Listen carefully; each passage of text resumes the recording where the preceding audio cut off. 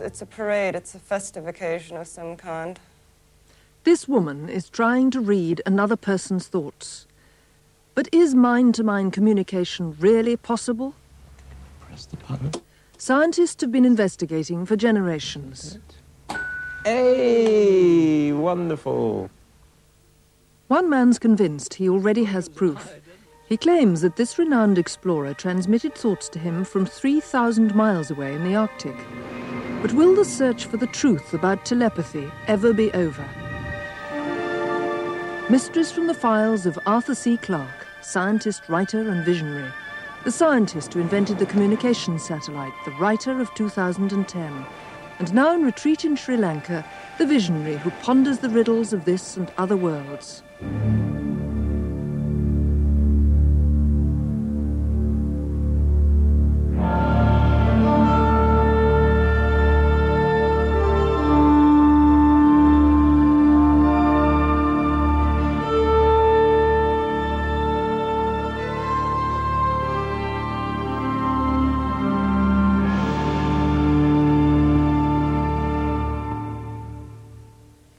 About the time I started my writing career, some 50 years ago, I came across this book by an American scientist, Dr. J.B. Rhine, Extrasensory Perception.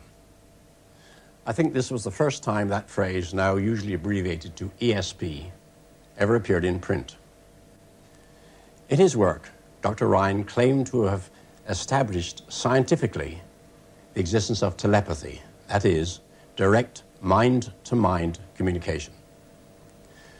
I was so impressed by Dr. Rhine's work that I later used it as a basis for one of my best-known novels, Childhood's End, which has now gone through 50 editions.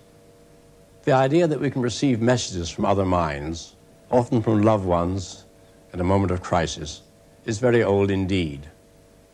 Probably most people have had such a sensation at some time or other. But it's very difficult to prove such cases. From their nature, they are seldom well documented. Much of the evidence for telepathy occurs in the form of anecdotes, some of which are very odd indeed. Cedarburg, Wisconsin is the home of Mrs. Joyce Hirth. One evening in 1955, her husband and son had gone to the movies. Mrs. Hirth's 5-year-old daughter, little Joycey, came back late from a birthday party and rushed off to join them. The movie theatre was in the main street. Her mother was at home with the washing up. She waved goodbye to me and skipped up the street, and it wasn't very long until all of a sudden I felt a terrible chill that went all through me. I dropped the plate I was washing and raised my eyes to heaven, and I said, "Oh God, don't let her get killed." At that moment, I knew something awful had happened to my daughter. I immediately went to the telephone. I could hardly dial because I was shaking so. I picked up the receiver. I did get the Rivoli Theater, and a young girl answered the phone. I said, "This is Mrs. Hirth. My daughter was on the way to the theater. She's had an accident. Is she badly hurt?"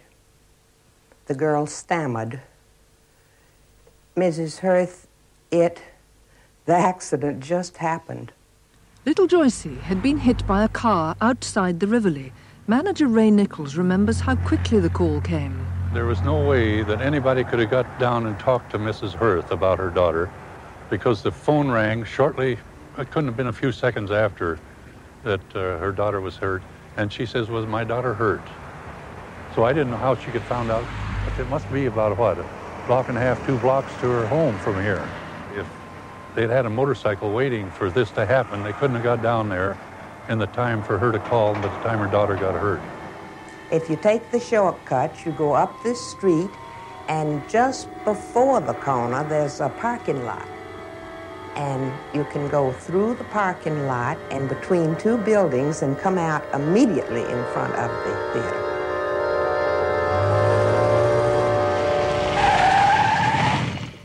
There's no way I could see it from this angle.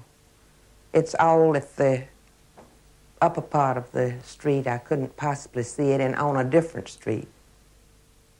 After the accident, little Joyce's first thought was for her mother. And she said, Mama, I sat on the curb and I kept saying, Mama, Mama, I want my mama, but not out loud, just to myself, she said. I didn't hear any sounds whatsoever. I had a feeling of terror that ran all through me. I knew she had had an accident. Now, whether I knew it at the time she was hit or whether I had picked up her thought of calling me just a few seconds later, I don't know. It had to be extrasensory perception, because there was no other way she could have known. No way. One night in 1952, midwife Gladys Wright was convinced that a patient needed her. The telephone line to her Norfolk home had been brought down in a snowstorm. The patient, Mrs. Goodwin, was not yet due to give birth, but something told Mrs. Wright to go to her. We had our tea about 5 o'clock, and I suddenly got this urge that she was wanting me. She was in labour, or wanted me, you see. And then it would go from my mind and come back again. And eventually we decided to go to bed about 10:30. And could I get to sleep? No fear. I tossed and turned, and this kept going through my mind. The longer it went on, the worse it was. It was a complete turmoil, really. And I thought, oh, well, I decided I'd dress myself and go and see what was going on. And with that, my husband said, what are you doing? I said, I'm going to Wigner to see Mrs. Goodwin. Well, he said, you are a blithering idiot. He said, I should think they'll come for you if they want you. And I said, well, the telephones are out. Why? He said, well, they'll come for you. He said, daft. And I still dressed myself and loaded up the car in this filthy night of weather, and off I go. I was delighted when I pulled up outside the gate to see the whole house lit up. So I literally ran down the garden path, and believe me, there she was, my patient was, with her hands on the kitchen table. Obviously, you could tell, in strong labour. I did want her badly because there was nobody else I could get. And the nurse, the doctor, he was not in the village either, so we couldn't get him.